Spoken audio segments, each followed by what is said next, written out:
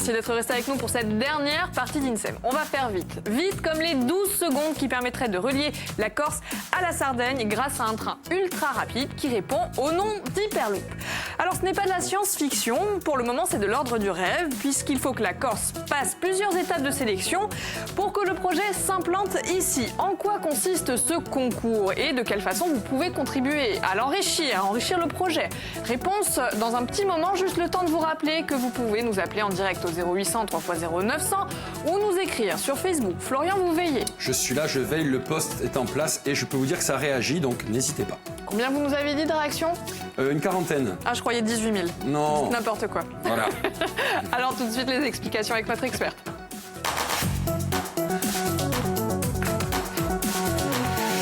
Notre experte, c'est Barbara Souzini. Bonjour Barbara. Bonjour. Et bienvenue. Merci. Vous êtes chargée d'études en urbanisme, donc à l'Agence d'urbanisme et d'énergie de la collectivité de Corse. Vous avez suivi de très près ce projet. Un petit peu. Donc du coup, vous allez pouvoir nous expliquer ce qu'est Hyperloop. Très bien. Alors Hyperloop, déjà, c'est un projet de recherche en transport sur la réflexion, c'est comment on pourrait se déplacer mieux, plus vite, à des temps qui défient un peu tout ce qui se fait aujourd'hui. Ah oui. Voilà. Et donc c'est un projet un peu ambitieux, peut-être un peu fou par celui qui a mené les premières réflexions. Alors qui est-ce d'ailleurs? C'est Elon Musk, vous le connaissez peut-être, Tesla, les voitures électriques et puis bien d'autres choses. Et puis, il va aller sur Mars. Voilà, effectivement, c'est peut-être son projet le plus fou, ou peut-être pas. Et derrière, c'est l'idée d'un concours, d'un challenge pour rechercher justement où développer cette technologie, où la mettre en œuvre. Et voilà où on en est aujourd'hui. Ce que c'est Hyperloop aujourd'hui en Corse, c'est ça, c'est cette réponse à cet appel à projet mondial pour se rêver à se déplacer plus vite et mieux peut-être. Alors vous parlez d'un rêve justement, mais il y a un autre concours, un concours pour lequel vous sollicitez les idées du public, le public corse. Alors comment est-ce qu'on peut enrichir ce projet? C'est ça, c'est que on est parti un peu de la même initiative que la société Hyperloop One en se disant, nous aussi on va faire appel aux bonnes volontés, à la pertinence, à la créativité des personnes, notamment des jeunes, qu'ils soient étudiants ou jeunes professionnels, et de leur dire venez participer à cette initiative, ou en tout cas à notre candidature un peu idéaliste peut-être, et apportez-nous, montrez-nous en quoi cette technologie pourrait transformer votre mode de vie, votre territoire, et faites partie de l'aventure. En gros, c'était un peu ça. Donc on voit la date, c'est du 10 mars au 17 avril. C'est ça. Donc les jeunes, les étudiants, mais est-ce que même les professionnels peuvent bien sûr, c'est tous ceux qui ont envie, qui ont un peu de temps et qui sont capables de nous apporter une petite vision des transformations attendues. C'est un concours entièrement dématérialisé, sur un temps court, vous l'aurez compris. L'idée, c'est de proposer des choses qui sont faisables dans ce temps court, d'éveiller aussi un peu la compétition. Hein. On met un temps relativement restreint pour ça aussi, parce que ça incite à aller vite et fort, oui. Un peu comme le train Hyperloop. Et voilà, donc on invite assez tout le monde, que ce soit des artistes aussi. On veut voir une vision de ces transformations que pourrait apporter ce train à très haute vitesse.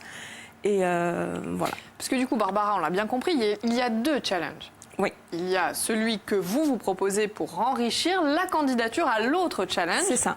Alors l'autre challenge, il consiste en quoi? Alors l'autre challenge, il consistait, si vous voulez, à porter, donc il a été lancé à l'échelle mondiale par une société, il consistait justement à non pas apporter des solutions techniques, hein, puisque l'ingénierie, la technologie y est, c'était vraiment d'apporter ce que cette technologie-là, ce train Hyperloop, pouvait apporter à un territoire en termes de moyens de transport, de déplacement, de rentabilité des échanges, d'augmentation de ces échanges, comment ils pouvaient participer à relier des centralités, des villes. Donc c'était ça en fait, de montrer vraiment ce que pouvait apporter la technologie à un territoire.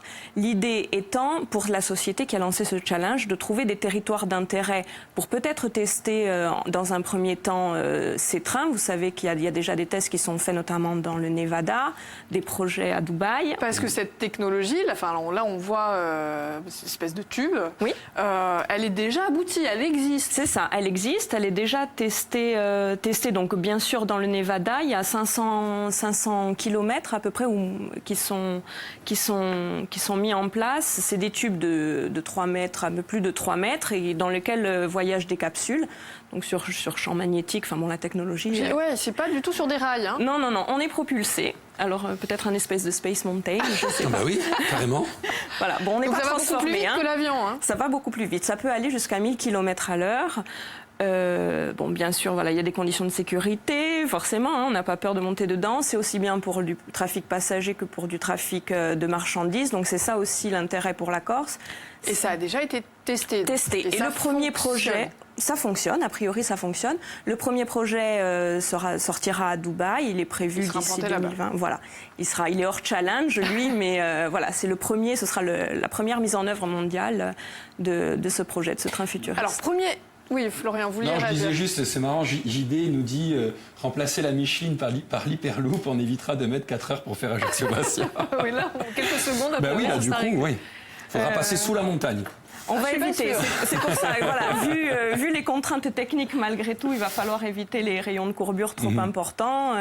Mais voilà, l'idée, c'est aussi, malgré tout, le schéma qu'on a mis en œuvre qui relie Bastia-Cagliari, avec ses itinéraires, ces petites stations, permettra aussi, normalement, de drainer vers l'intérieur de l'île, vers Corté. Donc, on relierait Bastia à Cagliari. Voilà, les deux ports. L'idée, c'est vraiment dans une optique d'augmentation des trafics de passagers et de marchandises, de relier déjà d'une part ces deux îles, mais aussi de profiter de toute la dynamique qui se passe dans le port de Cagliari pour le relier notamment à son continent italien, mais aussi que Bastia et la Corse profitent des masses des échanges. Ce serait possible ?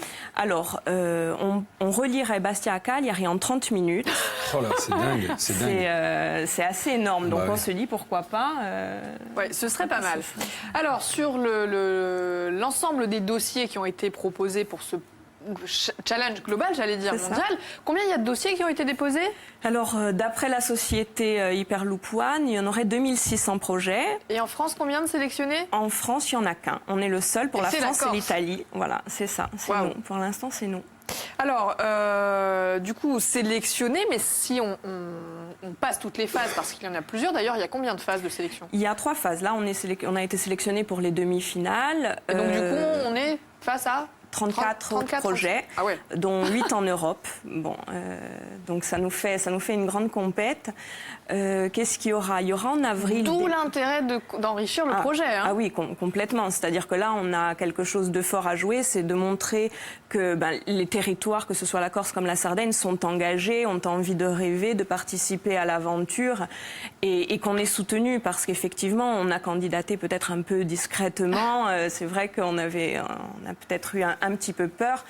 Même si justement c'est la société Femugui qui a eu l'initiative de cette démarche, était tout motivée pour participer à ce challenge. Malgré tout, je pense qu'on avait aussi un peu la crainte de ne pas être sélectionné. Et on l'a été, donc on l'a fait avec sérieux. Mais justement, le vrai tour de force, on va faire vite d'ailleurs pour le Tour de Corse, c'est d'être sélectionné parmi les 2600 premiers projets. Mais qui est-ce qui a eu l'initiative Est-ce qu'on peut le dire d'ailleurs ? Ah oui, comme je vous le disais, c'est Femugui qui décide vraiment qu'il y a quelque chose à faire. En tout cas, on n'a rien à perdre à participer à ce challenge. Il s'agit juste de valoriser les potentialités de ces deux îles, que ce soit sur le plan géographique, sur le plan économique, institutionnel. Il s'agissait de se vendre dans le bon sens du terme, c'est-à-dire de montrer qu'on avait quelque chose à apporter, qu'on pouvait faire entrer en compétition avec de grandes capitales. Alors soyons fous. On arrive au bout, on est sélectionné. Du coup, quand est-ce que ça pourrait être mis en place ? Au bout de combien de temps ? Alors là, on en est qu'au stade des études, en tout cas de ce qui pourrait être réalisé, rêvé. Après, c'est une démarche de longue haleine. Allez, on peut dire que les premiers essais pourraient être à 10-15 ans, mais c'est vraiment si on est dans une démarche très, très poussée, très positive. Alors, une réaction je vous en prie, allez-y. de Pearl. De Pearl. Développer les transports dans l'île tout au long de l'année avec des temps de trajet plus courts. Ça ne serait pas une priorité. Alors je pense qu'il répond à une question parce que on doit avouer... Ça a beaucoup... Ça réagit beaucoup, mais bon, ils sont perplexes, on va dire. Donc bon, après vous êtes là pour rassurer... de rassurer les téléspectateurs. Alors c'est vrai que je ne vais pas tout lire parce qu'il y a beaucoup de réactions dont les gens sont perplexes, mais voilà, on a quand même de bonnes choses comme pour dire, voilà, l'avenir est en marche, des choses comme ça, quoi. Après, il y a d'autres...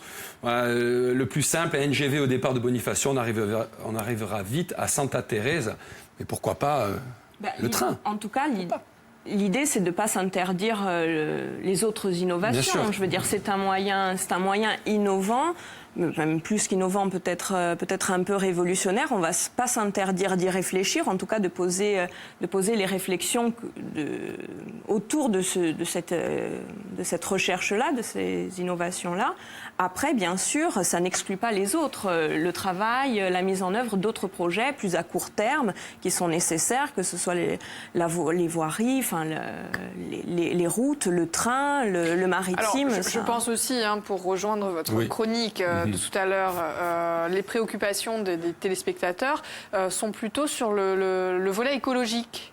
On a un peu peur que... Alors, le volet écologique, dans ces craintes-là, il y a peu à avoir, puisque c'est dénature un site. Est-ce que ce sera une technologie verte? C'est une technologie verte parce qu'elle s'alimente, elle est totalement autonome en énergie, alimentée par des capteurs solaires, exactement.